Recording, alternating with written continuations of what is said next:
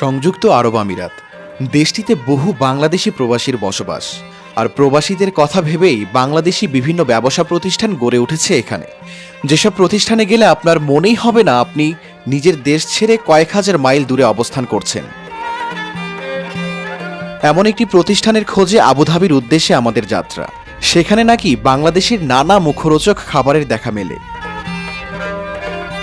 কখনো চোখ ধাঁধানো প্রাসাদ, আবার কখনো মরুভূমির তপ্ত বালুকে আলিঙ্গন করে আমাদের ছুটে চলা। ঘণ্টাখানেক জার্নির পর আমরা পৌঁছে গেলাম আবুধাবির মুসাফফায়। সেখানে গিয়েই চোখে পড়ল ঢাকা হোটেল নামক একটি বাঙালি খাবারের দোকানের। ক্ষণিকের জন্য ফিরে গেলাম নিজ দেশে। মনে হলো পুরন ঢাকার কোনো এক গলিতে অবস্থান করছি আমরা।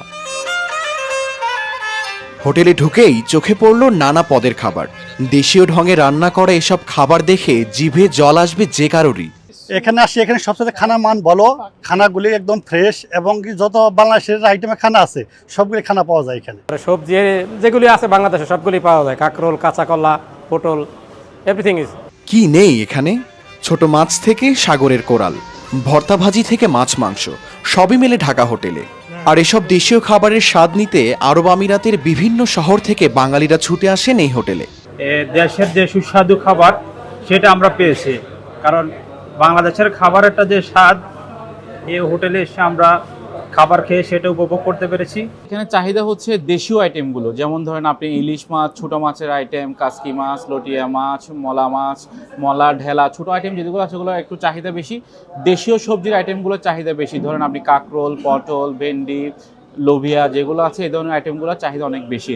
আর এসব খাবার যারা রান্না করেন তারা সবাই বাংলাদেশি, তাই বাঙালির চাহিদার কথা চিন্তা করেই তৈরি করেন প্রতিদিনের খাবারের তালিকা। এখানে যত আইটেম আছে অন্য কোথাও কোনো রেস্টুরেন্টে পাবেন না ইনশাল্লাহ। মিনিমাম 5-6 আইটেমের ভর্তা থাকে কন্টিনিউ। আমি দেখি নাই, বাইরেও তো আমরা মাঝে মাঝে বেড়াইতে গিয়ে খাওয়া দাওয়া হয়, কিন্তু এরকমের মানে টেস্ট আর এরকমের সুস্বাদু খাবার কোথাও পাওয়া যায় না। খাবারের পাশাপাশি এই হোটেলের দই মিষ্টিও বেশ জনপ্রিয়। মিষ্টি ও দই তৈরির সকল উপকরণই নিয়ে যাওয়া হয় বাংলাদেশ থেকে, আবার তৈরিও করা হয় বাঙালি কারিগর দিয়ে।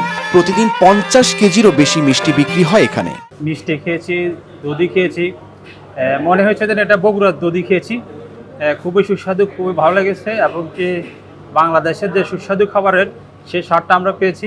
ঢাকা হোটেলের মিষ্টি অনেক ভালো লাগে, আমাদের সবাই পছন্দ করে। আমাদের সবচেয়ে অথেন্টিক জিনিসটা হচ্ছে আমাদের মিষ্টিটা।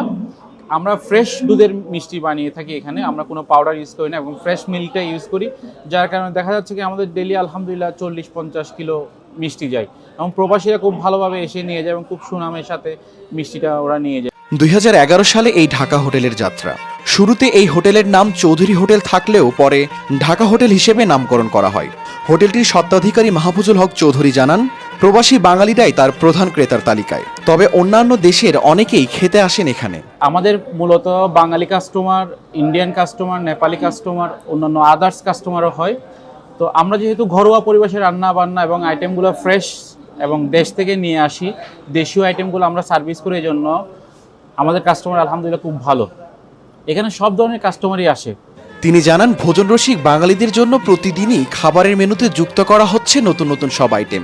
পরিচ্ছন্ন পরিবেশ আর মানসম্মত খাবারের পরিবেশ নিশ্চিত করাই ঢাকা হোটেলের মূল লক্ষ্য বলে জানান হোটেলটির কর্ণধার। শাহরিয়ার কবির, প্রবাস খবর।